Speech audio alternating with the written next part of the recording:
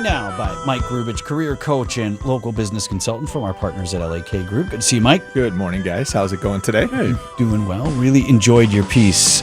In it, you point out companies investing in artificial intelligence. They're spending all this money, more than 90% of their investment on the tech. Yep. But less than 10% on the people who use it. Why is that, as you call it, backwards? Well, the people are the foundation for the tool, right? It's you can have any kind of tool, whether it be AI or whether it be an ERP system or a mixing platform in a radio studio. We got a new lathe in here, but we haven't trained anyone on how to use it, right? Right. The tools are great, but the great tools and new technology, what it does is it accelerates or amplifies the culture issues that you have in the organization. And if you aren't building your people, bringing in the right people, communicating well with your people, or communicating well, in this case, with the AI technology, then it's kind of crap in, crap out, so to speak. So that's what they say. All right. So our company, for example, we were told here, Mike, everyone is to be using this. Yep. It rolled out here. Everyone has an account. This is unique for ChatGPT. You will use your account, and you will in part be judged to some degree on how often you're using it. You wrote in your piece that these may not be good measures of a successful AI strategy. Yeah, it's not the use that matters. It's what are you getting from the use? Are you seeing more productivity?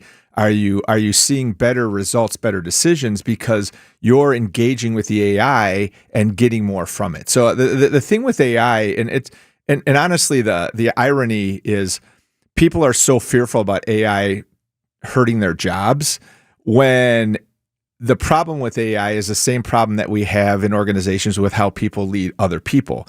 If you don't communicate, if you don't tell it what you expect, if you aren't clear on what you want from it, it's not going to give you back what you're asking for. You got to know how to use the tool. Right. You got to know how to use the tool. You got to know how to talk to it. You got to know how to explain what you're looking for specifically. But I think that's the difficult part, right? Because imagine being handed a physical tool that you don't really understand all that it can do, and you're being told, well, you can create it to do whatever you want it to do.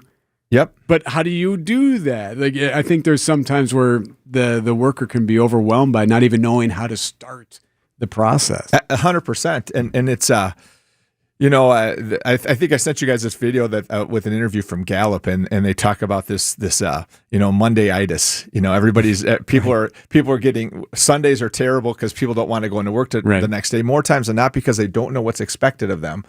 It is the same thing with AI. If you're pushing people to use a tool and you're not helping them understand how do they use it, or teaching them to use it, or maybe even hiring people who want to use it. All you're doing is wasting money. You're throwing tokens away, which you use when you're using all that AI, and you're not getting anything from it. I think one thing that we've done well here at Good Karma Brands is after this technology dropped on everyone, and we want you to use it, there has been every 2 weeks, on the Tuesdays? We have classes. We have classes that are offered, and they're virtual, and many of them are teammate-led. So other people that we work with inside the company are sharing, this is how I used it, this is what's been successful for me. And they're led in a more formal way, but we're learning from each other. That's actually a really good example. And what we are seeing in some companies is it's almost like a competition. Well, Mike's got this AI and he's using that. Oh, Eric's got this AI and look what he did. Yeah. And that's not good. You want to find what's best for the whole company and leverage it a lot more effectively. It's the AI element, just like everything that we talk about a lot, there's a person side to it and then a company side to it.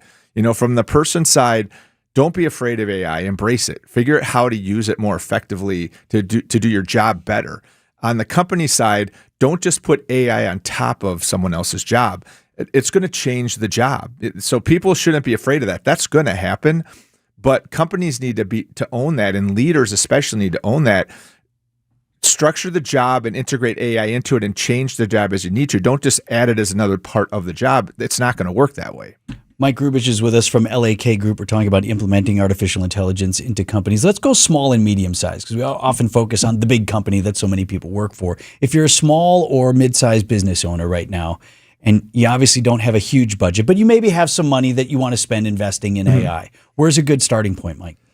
The first good starting point is step back and look at what do you want to use it for. So what's don't just for get the it sake and of what? What are we doing with this? Yeah, Right. I love that. Okay. And then don't be careful not to just chase the shiny coin, right? Look at what options are out there. Gather and align around one and try that one. What you want to avoid is having 7 different AI tools that are sitting out in the workplace. Rally around one, and then as a small business, help your people understand how you want them to use it. Give them the things that you guys are getting, classes on it, so that they know how to talk to the AI more effectively, and they're getting what they want out of it. You'll find this interesting. So I fed your article into my AI chatbot, whom I've named Andromeda. And I said, here, listen, my friend wrote this. Here's this. What questions would you have for my friend based on this thing? And she listed a whole bunch of them, but here's one I'll share verbatim. If we have this conversation 2 or 3 years from now, what do you think will separate the companies that got AI right from the ones that wasted a lot of money on it? Nice job, Andromeda. Yeah, Thanks question. for the assist. Yeah, it's a great question, and it's sure easy. It's an easy answer from my side. The companies that got it right have 2 things. They have a culture that is working, right? Because what AI is going to do is it's going to amplify a bad culture. It's going to be a vicious cycle that you start to see versus a virtuous one. And then the other side is they have the right people in the roles, and they're investing in those people, giving them the skills to use that tool in the job on a day-to-day basis. So to me, they're not going to be measured by success by how much they invested in AI. It's how much they invested in the organization and the people who are using AI. Bullseye. What was it that we said we had to ask Grubich about the other day? We were talking. I'm like, hey, when Mike comes, we got to ask him about this. It was the sex poll, the survey on sex at work. Oh yes. How many people were reportedly, based on this survey, having sex in the workplace, and how companies were working to not reject that, to accommodate it. Questionable. Well, so we questioned even the legitimacy of the outcome. Can you stick for one more, Mike? I can. All right, let's take a break. We'll ask Can't Mike wait. about it. Mike Grubich, career coach and local business consultant from our partners at LAK Group, is with us this morning. All righty, lay it on Mike here. So, according to researchers for Bloom Stories, it's an erotica audio hub. They What gave out does that even mean? I don't know. It doesn't matter. A percentage of 9-to-5ers across the country who have admitted to making whoopee at work. And the percentage is 47% have said that they have done that. Does that number surprise you at all? That seemed high to me and Vince. Yeah. No, it does. I mean, that's the HR, experience in me that doesn't shock me at all. So, Really? You'd think it would be higher. No, to me, that's not surprising. What are we doing? From what I've seen through my career and what I know, it's not surprising to me at all. Well, what further on this, which surprised us, was that now we're hearing that Gen Zers and young millennials are seeking employment that offers private in-office spaces for doing this type of thing. I think that's not real. Per a survey. Yeah, I've not heard of that or seen that. Now.